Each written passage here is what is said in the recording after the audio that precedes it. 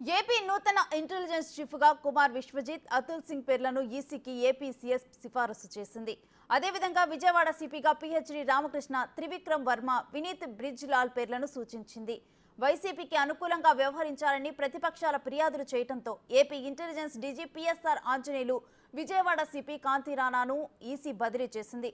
వారికి ఎన్నికల విధులు అప్పగించొద్దని ఆదేశించింది. వారి స్థానాన్ని భర్తీ చేసేందుకు అర్హులైన అధికారుల పేర్లను పంపాలని సీఎస్ కు సూచించింది.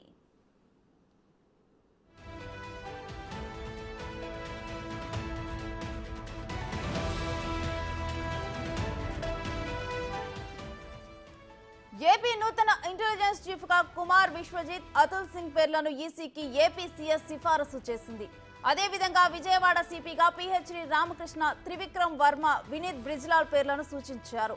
వైసీపీకి అనుకూలంగా వ్యవహరించారని ప్రతిపక్షాల ఫిర్యాదుల నేపథ్యంలో AP intelligence DG PSR Anjaneyulu Vijayawada CP Kanthi రాణాను ఈసీ బదిలీ చేసింది. వారికి ఎన్నికల విధులు అప్పగించొద్దని ఆదేశించింది.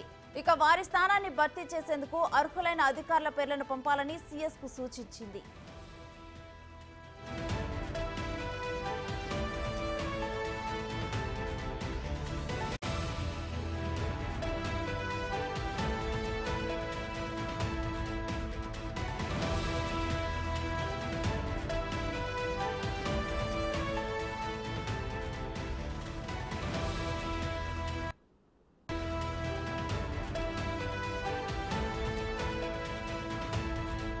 ఇక ఇదే అంశానికి సంబంధించి మరింత సమాచారం మా ప్రతినిధి శివ అందిస్తారు.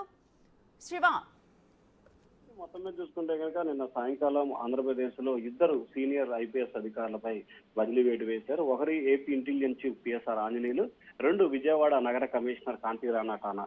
వీరిద్దరు కూడా వైఎస్ఆర్సీపీకి అనుకూలంగా వ్యవహరిస్తున్నారని చెప్పి కూడా ఉద్దేశిస్తూ తెలుగుదేశం బీజేపీ ఇచ్చిన ఫిర్యాదు మేరకు కేంద్ర ఎన్నికల సంఘం దర్యాప్తుకు ఆదేశించింది. దర్యాప్తులో నిజాలు తేలటంతో వారిద్దరిపై వేటు వేస్తుంది. తాజాగా ఇంటెలిజెన్స్ చీఫ్ గా కుమార్ విశ్వజిత్, అలాగే అతుల్ సింగ్ పేర్లకు సంబంధించి కూడా రాష్ట్ర ఏపీ సీఎస్ ఎన్నికల సంఘానికి ప్రపోజల్ చేయడం జరిగింది.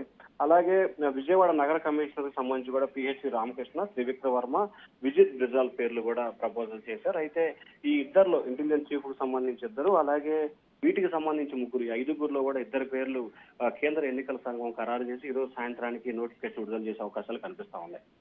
Right, thank you Shiva.